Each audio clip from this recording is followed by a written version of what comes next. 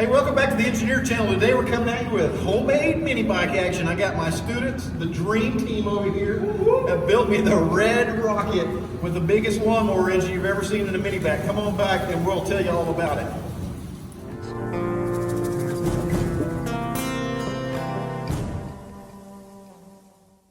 So welcome back to the Engineer Channel. Today we're talking about the Red Rocket. This is a mini bike that my students, these guys, built. They did what they said couldn't be done.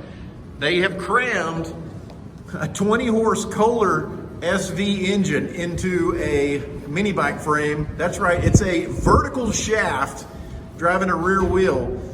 There were a lot of naysayers, but these guys pulled it off. So we got Will, Matthew, Anthony, Jim, Blake, and the invisible one, that's Jacob, but I don't know why he's not here. But anyway, Jacob's not here. So let's get Jim to kind of tell us about what we did and how to do this if you're planning on doing this.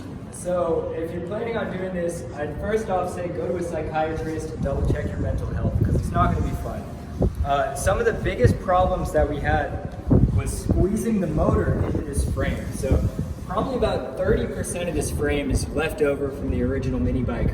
And the rest has been cut, stretched, extended, modified, just to give us enough room to fit the gigantic motor in. And then obviously, as Hanson mentioned, the biggest design issue that we had going through this was that this motor's vertical shaft. So we had to come up underneath with a centrifugal pulley to drive our 90-degree gearbox to hit the sprocket back to the rear wheel. And so it was a doozy to get it done, but with a good team, anything's possible. Okay, Matthew. Yes, sir. Tell us about what you had to do to the engine to get this thing running. It hadn't run in about 15 years when you got it. Yeah, well, we had to take it apart and make sure everything inside was still, good to use. It was a lot of gunk in there, but luckily it wasn't too hard to put back together. It wasn't a whole lot of engineering in that aspect. A lot of just, following schematics, make sure that, where we get the timing right. So the biggest thing that we noticed that, we couldn't get it to start at first, mostly because the key for the flywheel actually snapped off and sheared off, so we thought we were dead in the water at that point. So, but we got it all working finally.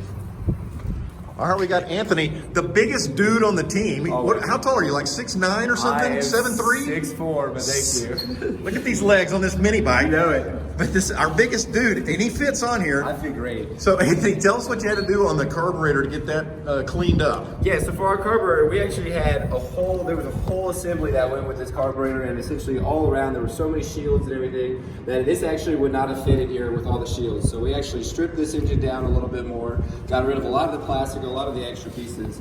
And for the carburetor, we rebuilt it. We had to clean out the needle valves, we had to clean out all the ports and everything because it was all gummed up, and the float was actually stuck, so we were actually pouring gas in the beginning. But so we cleaned it out, we put it back on, and we actually built ourselves a little makeshift throttle right here so we could get rid of the big linkage over here. So this makeshift throttle essentially is just a spring here to hold this. It's just the return spring with our throttle cable attached to this, and it essentially just returns it every time we pull the throttle. And on the other side, we got the air intake that we 3D printed with our little cute air intake right there sitting there. Well, okay, so you took all these shields off here. Is this dangerous now? Because it looks like under your legs you have like the spinning wheel of death right there with that flywheel. Honestly, you don't even notice. I mean, if you put your fingers in there, that's kind of on you. This is definitely 18 or up. So, this is just how it works here. It's a meat grinder. You gotta be 18 or up here. This is no 6 or up kind of thing. This is not for little kids. But, I mean, you really don't even notice when you're riding, so it's all good. It's all good. Chilling. All right, so I got Blake is here to talk to us about. Blake, tell me about, this looks extra dangerous down here. Tell me about this exhaust, because that looks really, All right, so whenever we were kind of designing the exhaust, we originally had an idea just to have it come back all nicely and work out. But then as time got crunched and everything, it worked out to where... The old college student ran out of time trick, huh? That's exactly what happened here. All we had was the original exhaust, and we decided to make it even shorter. So all we have is just shoot out right there. Just about what, an inch away from your foot. She's a little rowdy. Just a little bit. She sounds very pretty. Okay, and then this looks like the electrical system just taken straight off of the riding lawnmower. That's exactly what we have right there. So we do have a working key start switch. with our battery. You see our battery slung down there over the top of the head. No clearance at all. No clearance at all. There is a tiny bit of clearance between the battery post and the gas tank, which is Don't let them touch. Yeah, just don't touch that because sparks and gas don't go together well. But you know, hey, it's a danger ride, but it works, doesn't it? It works beautifully. All right, so let's see if see what she sounds like when he fires it up.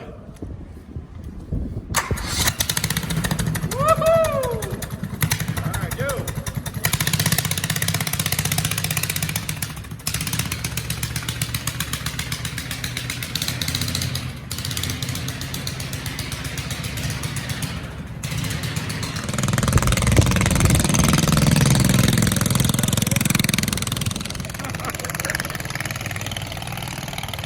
We're riding off into the sunset. Lovers.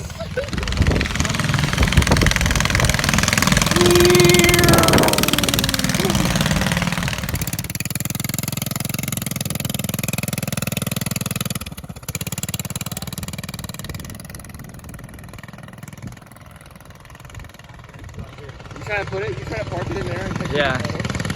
We're gonna go that way. Unless you want to go that way. So thanks for joining us. We had a great time building it. My thanks to the Dream Team. They did a fantastic job on this. You got I got a scooter now for going around campus. How can you get any better than that? They did what you couldn't, what they said that we wouldn't be able to do, which was put this big vertical shaft engine in this little tiny bike. But we did it with a right angle gearbox. Our thanks to Pro Gear for donating the gearbox to us and helping us, you know, making it a reality. So we'll see you back here next time on the Engineer Channel.